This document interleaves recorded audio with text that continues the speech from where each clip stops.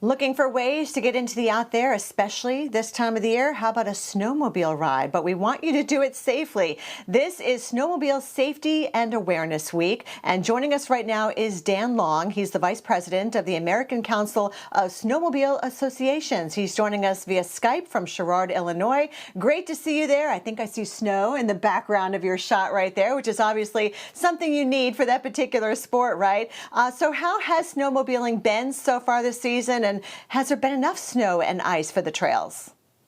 It's been pretty slow. The snow conditions are not great here in the Midwest, but it's getting better.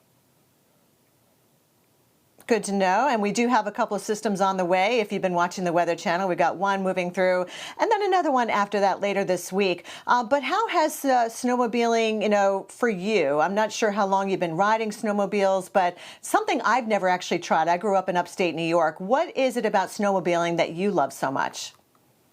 Out in nature, beautiful out there. I like to ride the most up in northern Wisconsin. And you go through the forests. It's so peaceful. It's so beautiful out there. It's just amazing. I know one thing people have to do, to be careful of are lakes, right? We typically see them freeze up this time of the year, but you always have to check that thickness. What's the best way to do that?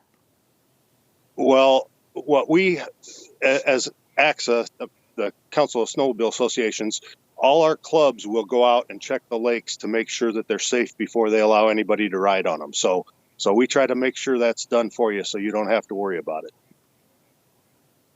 And how do you like your snow? I'm wondering, Dan, do you like it wet and heavy or maybe light and fluffy?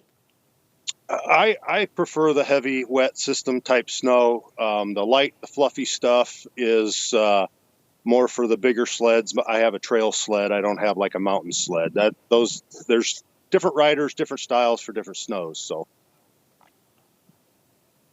And how long have you been enjoying snowmobiling, and how has maybe climate change impacted your ability to be able to enjoy the sport? I started snowmobiling about 28 years ago. The weather's changed a lot, but it's kind of up and down. Depends on the year. Some years it's amazing. Some years it's not very good. But overall, it just kind of changes year to year. You have to watch the weather and hope for the best. Exactly. And Dan, being a biker or a skier, we wear helmets, right? Even skateboarding, I think it's a good idea to do that. What about snowmobiling? Any safety tips when it comes to snowmobiles? No, helmets are imperative. You have to wear them. A lot of the states even have laws. You can't even pull your snowmobile off of the trailer without a helmet on your head. So as far as helmets go, you absolutely have to have one. Wearing proper gear is really, really important. You get out there in the cold.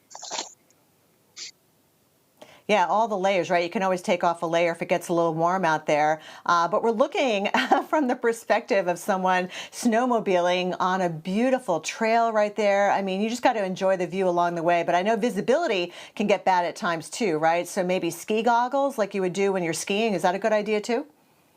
You can. There's some open face helmets that are getting kind of popular right now. A lot of snowmobilers wear full face helmets, so they've got a full shield. You keep warmer that way. All right, good idea there. All right, Dan, looks like fun. You're making me want to go out there. It looks like a lot of fun. Thank you so much to Dan Long for joining us. It really does.